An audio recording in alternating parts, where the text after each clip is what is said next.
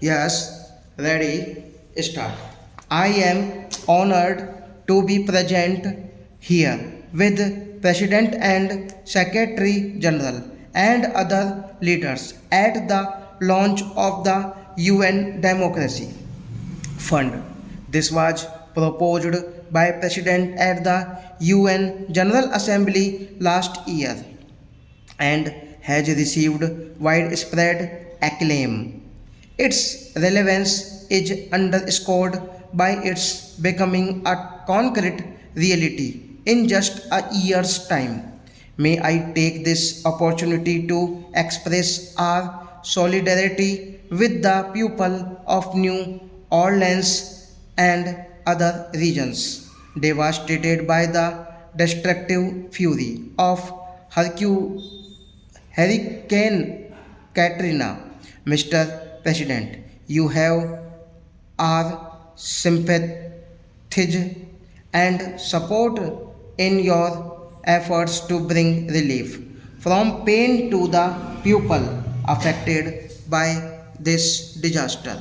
Excellencies, India is proud of its democratic heritage, which is rooted in the country's cultural traditions of tolerance, respect for different viewpoints, and a ready embrace of diversity.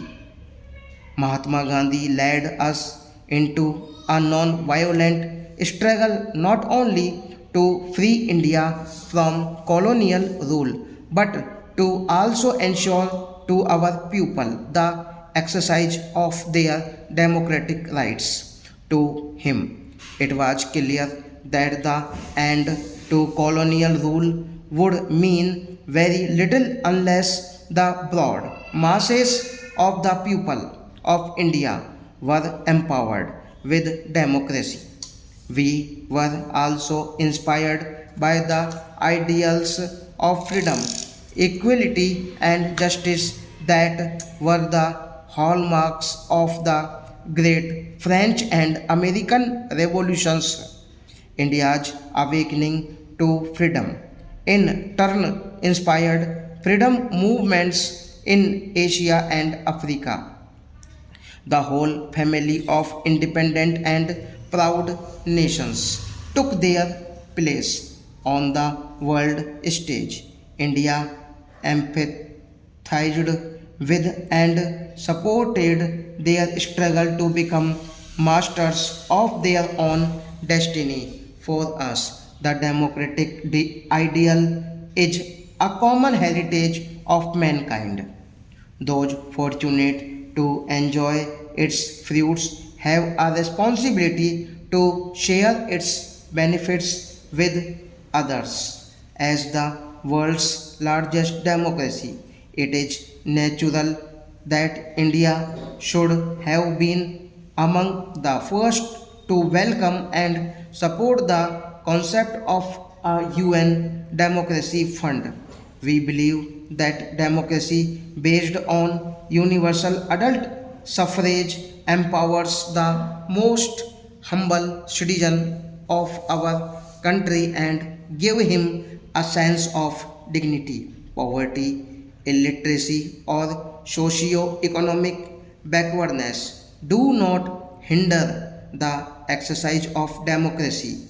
Quite the country, our experience of more than 50 years of democratic rule demonstrates how democracy is a most powerful tool to successfully overcome the challenge of development. But most of all, democracy alone gives the assurance that the developmental aspirations of the poorest citizens of our society will be taken into consideration by such programs. I bring the best wishes and felicitations of the people of India to this August Assembly meeting in its historic 60th session. India has a special regard for the United Nations. The ideals of the UN run parallel to our own civilizational ethos. This is the ancient Indian concept of Vasudevai Kutumbakam, or the whole world is one family.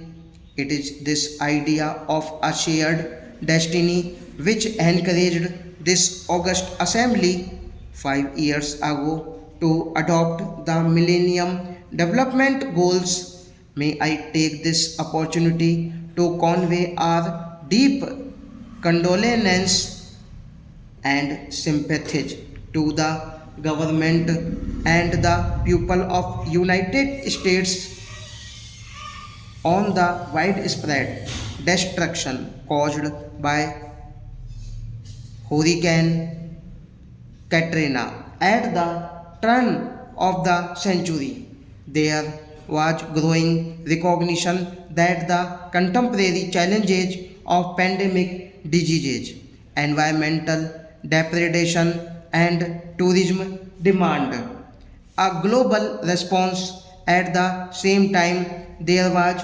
hope and optimism. The world community welcomed advances in science and technology which made it possible as never before in human history to confront these challenges.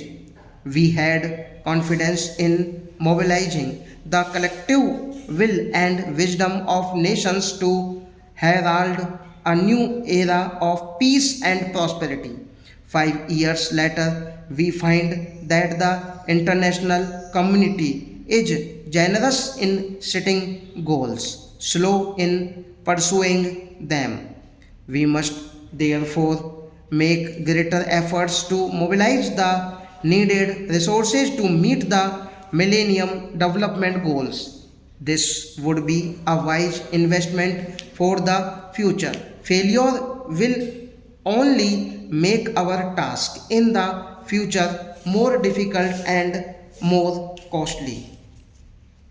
We in the developing world face a dual challenge, the democratic one of managing political, economic, and social change in an environment of rising expectations and growing disparities, as well as the global challenge of securing an international environment conducive to meeting our developmental aspirations. These challenges are interlinked, and success of failure will affect us all. We welcome the agreement reached on the draft outcome document to the adopted tomorrow. It is a roadmap for the work ahead to reorient the organization to meet the challenges of the present. India will be willing participant in this process. All of us assembled here recognize that the United Nations is in need of urgent and comprehensive reforms. The management of global interdependence requires strong international institutions and a rule-based multilateral system. The reform of the United Nations must be based on this principle. It must include the expansion of the United Nations Security Council in both permanent and non-permanent categories of membership. Unfortunately, the United Nations suffers from a democracy deficit. Its structure and decision-making processes reflect the world of 1945, such as not the world of year 2015. Unless the UN becomes more representative of the contemporary world and more relevant to our concerns. Stop.